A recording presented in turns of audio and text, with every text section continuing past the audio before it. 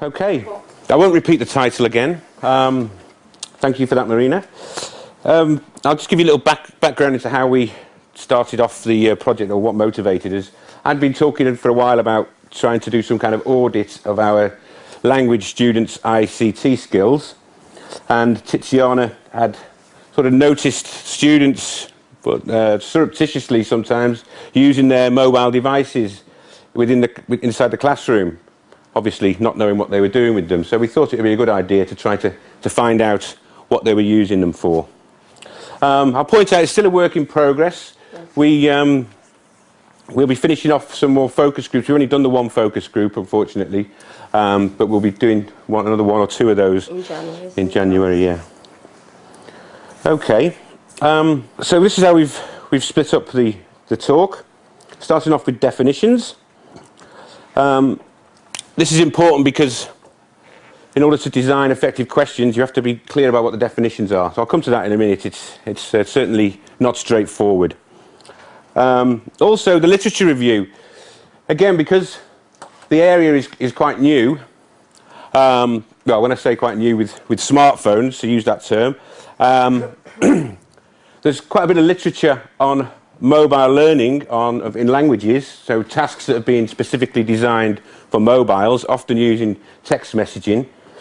And there's lots of literature on mobile learning in general, but there's very little on autonomous use of mobile devices. In fact, I haven't found any on that. And that's perhaps because the kind of phones with the power we've got today, they're only 2 years old, going back to, well, perhaps 2007 when the first iPhone came out. So there's difficulties involving that. The research question. So yeah, we'll go through the research question and then explain the project. Selectively look at the results, because we couldn't fit all of them in the time we've got, and then hopefully have a bit of time for a discussion. Okay, so you'll remember the 1980s, or most of you will, and these kind of swish phones we had then. Obviously they're slightly smaller than that these days. And to borrow an expression from Marina, troublesome definitions. Okay, this is what I want to start off looking at. 3 definitions, and hopefully get your views on what these things mean. So first of all, if you're sat next to somebody, most of you are, we used to have a quick chat and try and come up with a definition for smartphone, what you understand under the term smartphone. Yeah, just in pairs. Or 3s, you can make a 3 at the end, the TEFL style. Elwyn, do you want to make a 3? Okay, can I stop you there? Can I stop you there and just... Okay. Did you come up with a definition? Marina, Rosario? No? Well, something that you can use with internet. I mean, you can use internet as you would do with a laptop. Okay, good. Yes, so internet access, that's definitely a feature. Anyone want to add to that? Supplement it? Applications, definitely. Applications. So I'll come to that in a minute. Yeah, that's definitely the case. Elwyn, did you, Margaret, did you have a... Yeah, we mentioned the fact that being able to connect to the internet is the key. Okay, good. All right, well, first of all, we'll take a look at in the interest of academia, this is the Wikipedia definition of smartphones. So it's said to be the high-end mobile phone built on mobile computing platform with more advanced computing ability and connectivity than a contemporary feature phone. So one of the key, I think the applications is the key.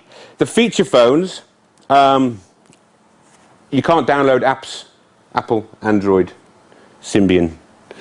It's impossible to do that. So that's what distinguishes them. So the first smartphones were devices that mainly combined the functions of a personal digital assistant, a PDA, and a mobile phone or camera phone. So you can still call a feature phone a smartphone. In fact, a lot of us regarded them at the time as being very smart. But that's the key difference between them is the ability to download applications either from Apple or Android. Okay? Doesn't it also depend on having a smart user as well? Yes, good point. It's like the picnic, isn't it? The problem in chair, not in computer. Yeah. That's it. Okay, so what do you understand by the term app? So another 30 seconds, 40 seconds, have a quick chat with your partner. What's an app? More complicated than you might think. Okay. I won't ask you, Sheena. I won't ask you, Sheena. We're full of scone. Gwenola? And Inma? Did you come up with a definition? Because I don't really use apps. I don't really. Okay. That's something we found with our research as well. Not everybody's using these phones, so it's a bit of an alien concept. So I was asking Inma what it is for her. Okay. For the applications to enable you to access certain websites and be able to manage the content. Okay. Like in a mini computer with this. Yeah? Anyone got anything to add to that? Or something you can download for a variety of uses, or software you can download for a variety of uses. Okay, yeah, yeah. It could be educational. Yeah. Well, I think if we look at the definition, this time not from Wikipedia, I've used Webipedia this time, in the interest of diversity. It's also called mobile apps, a term used to describe internet applications that run on smartphones and other mobile devices. Mobile applications usually help users by connecting them to internet services more commonly accessed on desktop or notebook computers, or help them by making it easier to use the internet on their portable devices. Okay, so that in itself might sound relatively straightforward. If you think about the advent of the iPhone moved things away from the walled gardens of feature phones, where all the features were bought on the phone, to applications which were downloadable. Okay? So if you think about it being moving things away from the mobile carriers and towards the handset manufacturers. So the handset manufacturers would have to design their phones to allow applications to be downloaded onto them, rather than you buying it and that's what you get on your phones. That's quite crucial. The reason I'm going through all this is because this obviously impacts on our research, because we were kind of questions we were asking the students. If they don't know what the terms mean, then we don't get usable data back off them. So that's why these terms are quite important. An added complication is, especially this last 12 months in the university, you think if you get web apps on your PC that the university's been designing in various ways, which optimize the functioning of particular programs. So you can get them on a PC or a mobile phone. Some require the internet to work, and some don't. So some of them, I download the app, and you might get updates to it, but it functions completely without the internet. Others rely, for example, the Guardian app, it relies on contact with the internet to constantly update. So as you can see, it's troublesome. The definitions aren't clear-cut. Okay, shall we move on to the next? So I like this definition that it's not actually. No, it's not. It's from Lai Liu, who's head of Telecom Technology and Media Practice at Global Intelligence Alliance, who made this analogy to a Swiss army knife. So it's a general platform for running more specific third-party apps and tools. So if you think of your phone, and I think the next generation, the kind of apps that you're going to have, will monitor your heart rate, that kind of thing, a lot of health-related ones. They're going to get smarter and smarter. Hilary? The analogy would be more to a cutlery drawer. Okay. Because it's running third-party apps and tools. Okay, yeah, good point. Cutlery drawer. It's not quite as snappy, but perhaps more accurate. Okay. Quote that in the next part. Yeah. Okay, I just wanted to say, that's right, one other thing about the digital devices. Okay, yeah, so we've got the term smartphone, but on top of that, you've got a more generic term, which is digital devices, which encompasses tablet computers, Kindles, laptops, notebooks. It's more of a generic term. So it's hard to ask a question, which is specific enough to get the information you want. If you talk about digital devices, they're going to tell you about their laptops as well as their phones. If you talk about a smartphone, they maybe not talk about what they're doing on their laptop. They might have their laptop in the class with them and might be using that to access the internet. So it's difficult, troublesome. Okay, finally, we'll get rid of this picture of this man in a minute, don't worry. He does go away. Mobile learning.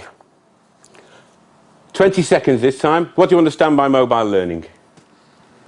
Okay. All right. Thanks. I heard a nice expression down here. Anytime, any place, martini. Martini. Okay. Anytime, any place, anywhere. Use the slogan then. Okay. I haven't got the martini definition, but I do have one from O'Malley from 2003. Any sort of learning that happens when the learner is not at a fixed, predetermined location, or learning that happens when the learner takes advantage of learning opportunities offered by mobile technologies. I think the points to make here is it's twofold. One is the device and one is your location. So as long as you're mobile and your device is mobile, you're doing mobile learning. Often referred to as MAL, or mobile assisted language learning in the literature. Yeah. Okay. So this, for those of you who are unfamiliar with Android, I'm going to talk a little bit about Android now because that's very pertinent to the smartphone. We'll use that term for now on the smartphone market. An operating system for mobile devices such as smartphones and tablet computers developed by the Open Alliance led by Google, Access Alliance led by Google. So it's open source. So the Android platform allowed different telephone manufacturers to design their telephones to enable Android software written that was accessible by Android devices. So you've got various different companies who all design their phones to allow the Android operating system, which include HTC, Samsung, Motorola, LG. They all use Android, owned by Google. Okay, so there's a couple of slides here just to give you a taste of the kind of enormity of the question. I was quite surprised myself. I went along to the Android apps, typed in language apps, and came up with 1,498 results. So I didn't go through and look if they're all, but the first page you can see they're all language learning apps. 1,500 of them.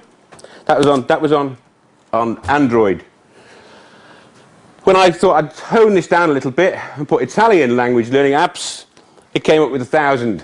So you can see there are loads and loads and loads of them out there, which you can download and use to help you with your language learning. So yeah, the final one I thought I'd just have a look, which we're not going to concentrate on too much, was the BlackBerry one. Sorry, here's the next one. That came up with almost 1,000 again. So that's a different operating system. BlackBerry, they use the RIM network system, and the other one you might have heard of is Symbian, which is Nokia, but they've both become relatively insignificant. If we move on to the next slide. If we look at how how Android has exploded over the last 6 months, or 18 months, sorry. So it's gone from practically nothing back here, January 2010, to 50% of the market. So Android is the platform really at the moment. This is sort of pushed Apple aside to a large extent. This is I got this slide last week as well. This is the Chinese market, which is similar again. Android 58% from nowhere. So they're the biggest one in China. Apple have less of a presence in China than they do in the West. So it's become the global operating system for apps. Oops, skip that one. Okay, so just to make a few points now on the literature. Kukulska-Hume is the most well-known writer in the area of mobile learning, mobile language learning. Traxler writes more generally, and as we've got time at the moment, we'll have a look at this survey done by McLeod and Patterson, which is more of an ICT survey, ICT usage survey, which has got some interesting results. Okay, so these are some of the points that Kukulska-Hume makes about mobile learning. I've already made this point already, that the mobile refers to both the device and the learner. Unfortunately, your choice of device does matter. So dependent on which device you have, that dictates what you can access on your phone. So I've listed here the Nintendo DS, the Sony PSP, and smartphones. So depending on which device you have, that dictates which applications you can download to do with the language learning. Yeah, and they make the points here about learners with more than one device can overcome battery life problems.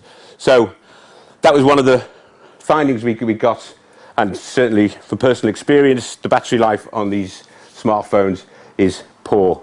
Depending on how much you use it, obviously, but it's one of the criticisms that the students made most of all. Okay, so now we just go back to the actual project, which is the research question that we decided to ask our students. As I said, Billy has nicely introduced all the technology, and now my job was to actually go into class and observe and see what the students were doing. So our research question was, how do learners use the digital devices or smartphone to support their language learning? And I use as a sample all my Advantage students taking Italian, and the majority that replied to the survey that we put into Moodle were 173 out of 200 something students. So we had a quite good response, also because I asked them nicely to do it during my class time at the last 5 minutes before we finished the session, so I could control that they actually responded. And we also decided to do some focus groups. As Billy mentioned before, we only managed, for time constraint, to do just one group, and we will carry on with our research. So the results and the outcomes now are sort of like a restrictive kind of results. And the preliminary results, all the students were interviewed. Now, as Billy mentioned before, most MAL, that now we know is Mobile Assisted Language Learning, the studies to date have looked at the text messaging rather than autonomous learning. So we were trying to concentrate on and give more importance to the subject area, the informal mobile and learning autonomy, learners' autonomy, sorry. And what we did was actually created triangulations, and we started with the online survey, and semi-structured observations, actually started observation, online survey, and the semi-structured interviews. As I said, they are not completed at the moment. And we're going to have a quick look. I'm not going to dwell too much about this, but this is the age of participants, obviously being undergraduate students. Roughly this is what it comes out of the participants, of our students that took part in the survey. And we also asked what is their native language, and as you can see, mostly predominantly English, and the second one, Romanian, has the highest percentage of the students participating and taking Italian, actually. And I think also for Spanish, mostly this year, we have a lot of Romanian students taking languages, and we've already discussed how good they are anyway. So the question that we did ask was, do you own a smartphone, a digital device? And obviously we specified handheld electronic dictionary, iPad, other tablet devices, iPhone, BlackBerry. And as you can see from the chart, the majority said yes. Okay, so roughly as a 78% came out, they said, they replied they own a digital device. And the national average that we looked on the graph there before Billy was 50%. So it's quite interesting fact. And okay, so now, yes, now this is another slide that practically goes back to the same chart as before, but it's slightly different because some of the learners own more than one digital device. So this is how it's breaking down. And as you can see, we've got the majority with iPhone or iPad, and then we also got the green for HTC and Samsung, minority with Sony Ericsson, and some with Nokia. But it's implying also laptops. This is in our breaking down, it's not just the phone, but also laptop, notebooks, Kindles, and iPad and iPods. One of the other questions that we actually asked the students was, do you use any applications on your phone to support your language learning? And if yes, please tell us the name of the application. Obviously, the other refer to I don't own a smartphone. Okay, so it's just to clarify. So yes and no. About 23% said that they use the applications, but as Billy said before, it sounds a bit confusing as some learners may be accessing the applications without realizing they do so. So as the definitions at the beginning were said, there is still a troublesome issue. This is something that we're still investigating, okay? And that's why it's quite unclear. And our answer can be 100% accurate because of the definition. They are still a problem. Some of them I jotted down here, even if you can't see it, as they're using Basic Italian for Dummies Google Translators. And but they say, well, we don't have one. And then others, 24 out of 7, they say the Italian, English, and the audio dictionary translate, and also for Spanish and word reference as well. One of the other questions that we actually asked was how much each of the students, each of the learners spend studying the foreign language outside the classroom. So we were talking about inside and outside, so autonomous learning. And as you can see, roughly it's between 1 and 2 hours, which is not the recommended amount of hours that we ask, but this is unfortunately the reality of what the students replied to during the survey. And the same, I think it was activity related to the vocabulary. It slightly varies by still about that amount of time, okay? And this is, again, very quickly, you see, where do you use your smartphone or digital? The majority reply at home and in class, and then some in the library. But obviously, in the class, we were also talking about, you know, directed kind of studies as well. You know, when, like, during my class, I do actually ask my students to access the mobile. Yes, so we had the 35% use the smartphone in class, which is a significant proportion.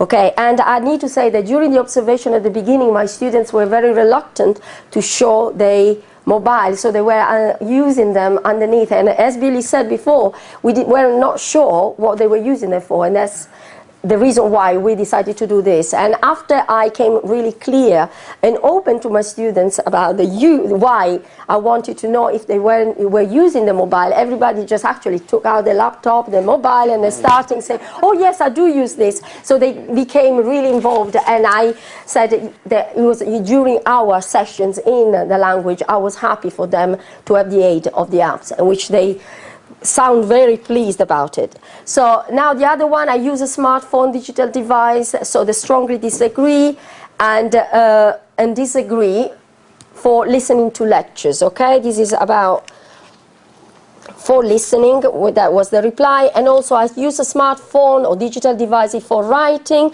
academic papers, and again, this is the result, quite interesting results.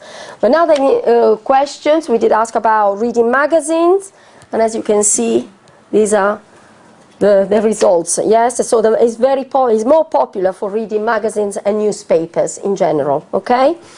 I use a smartphone digital device for finding out the meaning of the word. And again, we have a higher percentage there. The students, they all agree that it's very popular for dictionaries and translators. And possibly some of you might agree with me as well, as I see Rosario is nodding happily. Yes. Okay? So the other is for spelling a word. Again, this was one of the highest hit. Mostly, they say very, very popular for that. Do you use an electronic dictionary translators? As you can see, it's sort of, well over half, they use the digital devices. Did you ask, do they use it to record your class? Yes, and no, I don't think it was specifically, it was a very more general, but it could be in one of the questions. As I said, will be a good opportunity to get some feedback. But that was because she has particular problems. Okay, but it would be good for our second focus group to actually investigate and see, because it's a quite percentage. Some of them do, yes. I don't think during my observation, I didn't particularly see doing that, but is a quite interesting point that we might take on in the next focus group. Take full advantage of digital technology to support my language learning, and again, highest percentage, so 52.5 either agree or strongly agreed, which is over half, okay? And again, but this is digital technologies. Yes, not specifically mobile. We left it as a general, and then, as I said, this was the general question. Next one, please. And again, as you can see, there's no point for me to talk too much, but this is about translator Again, Google Translate comes higher up. We also put other sources, but they were not quite explored or exploited by the students. Now, one of the things, what are the good points of your smartphone and digital device? So obviously it's what we said before, mobile internet access, which is one of the best point for the students, being able to study while they're standing up in a queue or doing something else, so be able to multitask at the same time while they're doing something rather than wasting time. They can use that. And yes, and also being able to study in this way, it will simplify and encourages their autonomy and their learning experience by autonomy, which is what we were looking at originally anyway. But we also have some bad points, and yes, good for revising, and also the mobile dictionary. It goes back to the slogan that Marina told us before as well, because anywhere, wherever you are, without having any, and so it reinforced the concept of mobility again. Okay, the negative points, is can be sometimes a bit slow looking up words and some sayings. Okay, we also said. They're harder to find a quality app that is very appropriate and recommended. And we will come back to something that later, because some of the students in the focus group actually highlighted the need for us lecturer to direct them. And this is one of the good points and discovery that we actually come out with. Some good percentages also said that not really bad points in having a smartphone. Predictive, 5 minutes, okay? Predictive test could be sometimes a bit funny with those things that they came out and they said, and again, the battery. Now, I'm only summarizing now the focus group findings, and as you can see, I'll just very quickly run through. The application evaluation rely on Apple and Android rating systems, so all the students we asked, how do you choose something specifically, they go into the rating and they see how many stars, and if it's recommended, they will automatically use it, so it's quite interesting. The role of Google Translator as well, good first point of call for vocabulary, and rather than using for proper translator, as we know, that is not highly recommended. None of them said that they use the phone for listening to the news or reading newspaper in the target language. And we also want to invite... That was only 4 of them. 4 of them, yes, which is not a high percentage. And then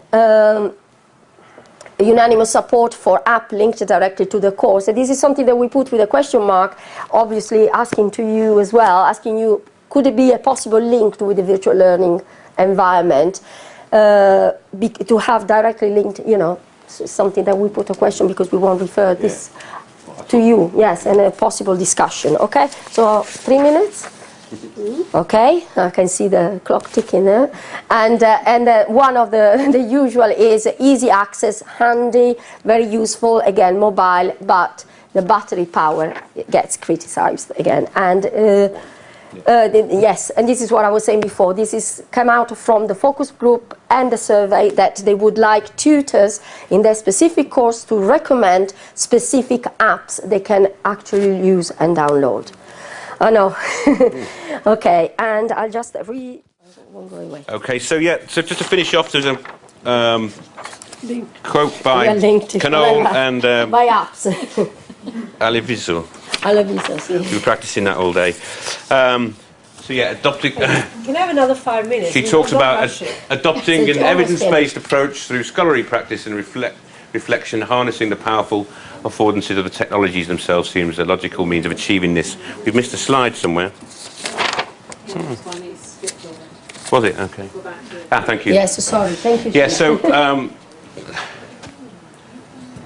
we're talking about this changing role, this blurring of borders, and Knoll talks about teachers need to be learners in order to make sense of and take account of new technologies in their practice. So we'll get that the right way around now. And to do this, we should take an evidence-based approach, which hopefully this study will contribute towards that. Reflect on harnessing the powerful affordances of the technologies themselves in the logical means of achieving this. So I think we'll leave it there. I've got some other details of a survey, but given the time, I'd like to... You've got 5 minutes. We allowed. You said 5 minutes 3 minutes ago.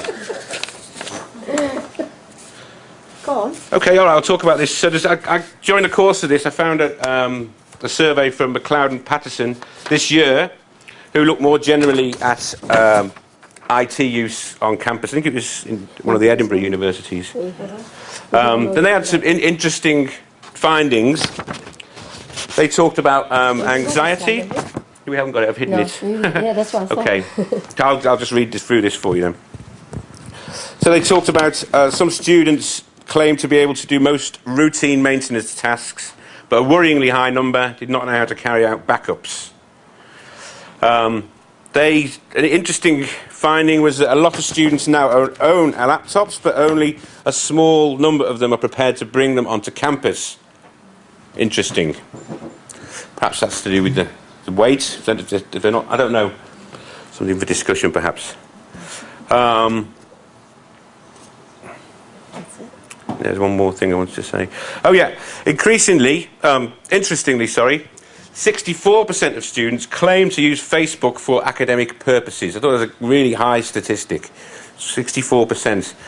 They didn't define what academic purposes meant, but that was the statistic they got. I know. I mean, Gail Selby does all the support for mentoring and also... And via Facebook, I know. Well, they tend to... don't want us there. I know. They want to do it themselves. But yes. Yeah.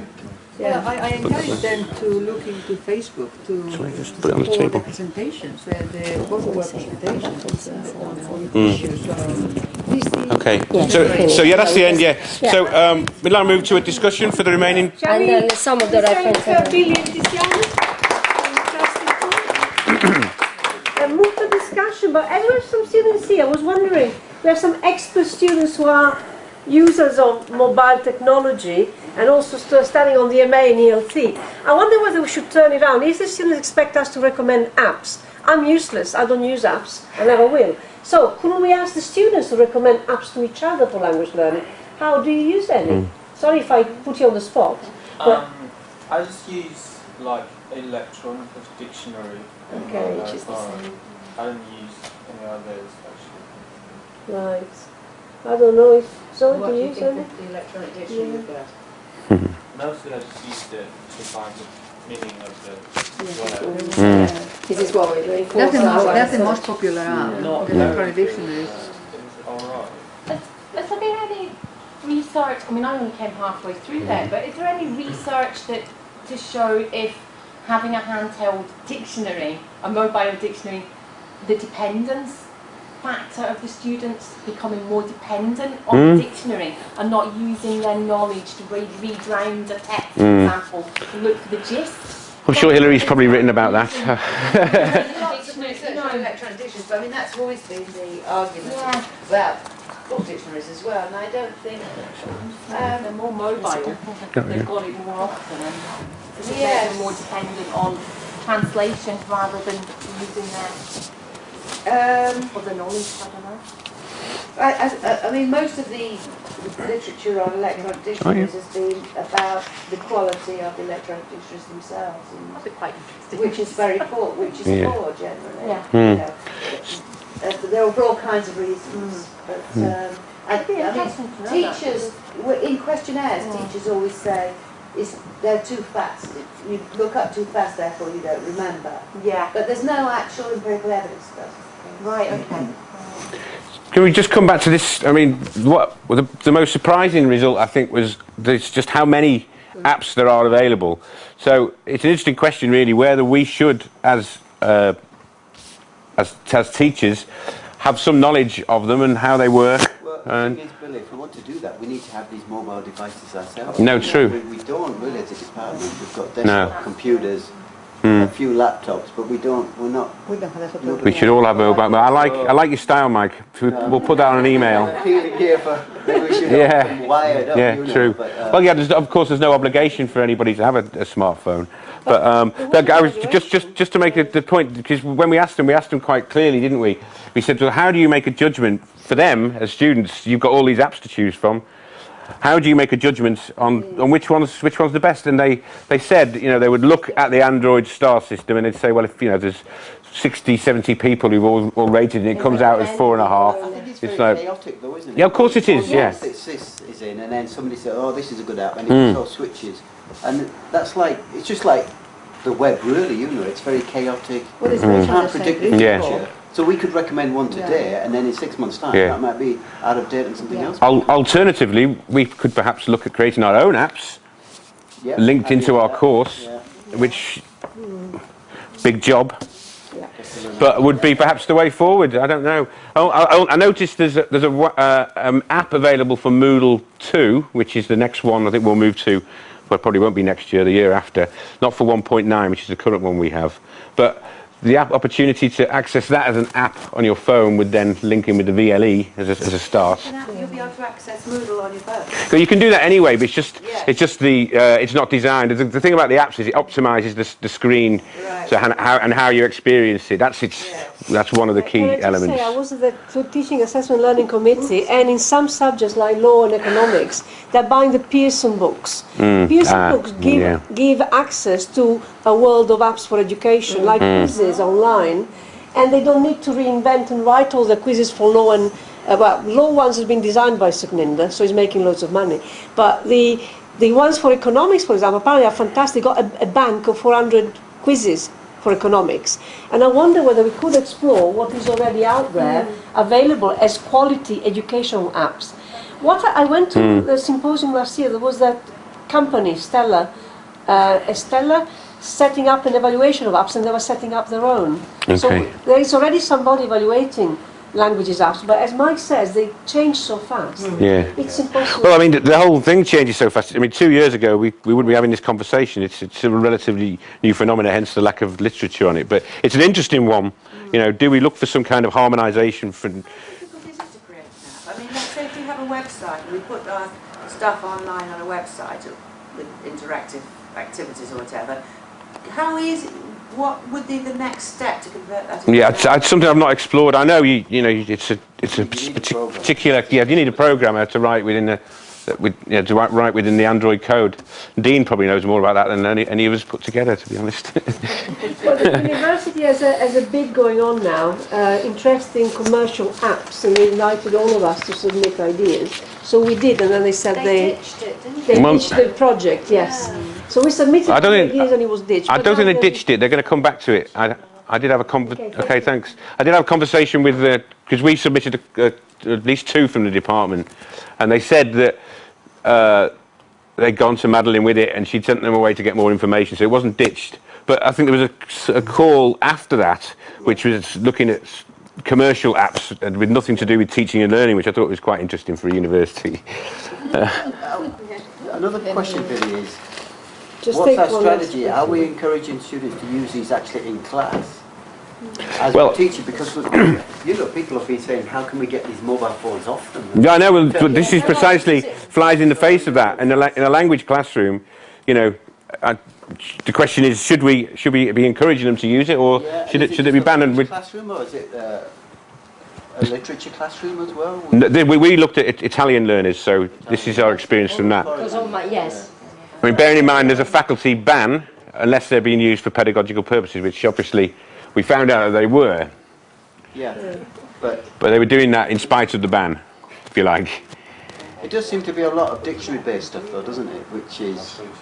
It's not really that advanced, is it? I mean, dictionaries have been around for years, so... well. Okay. I'm just saying, how far does it go, you know, is it...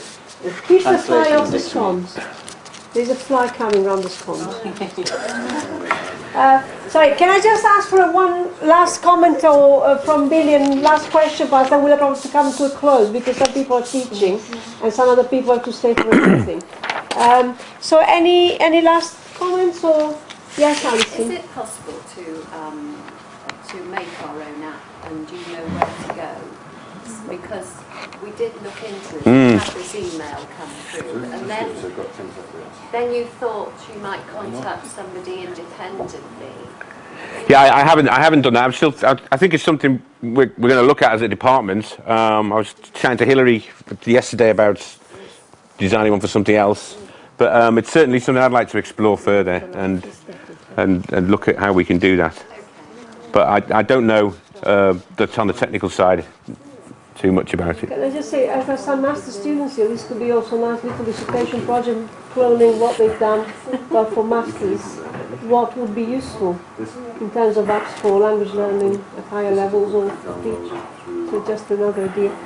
Okay, Elwin is already demonstrating his own apps. Yes. What have you got For there? learning Arabic. Yeah, I'm using mine to try and practice Arabic Okay. a bit.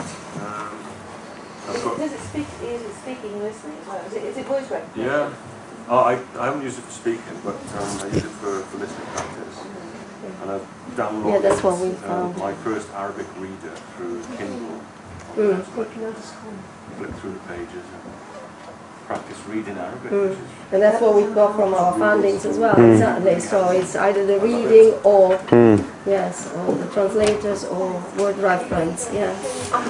I mean, I don't think, I think it's fair to say that we didn't get any negative comments about them. You know, it was all positive to one degree or another. Okay, can we thank Billy and Tiziana again then? Thanks a lot. Thank you. Go to your classes, David. Tell me what you're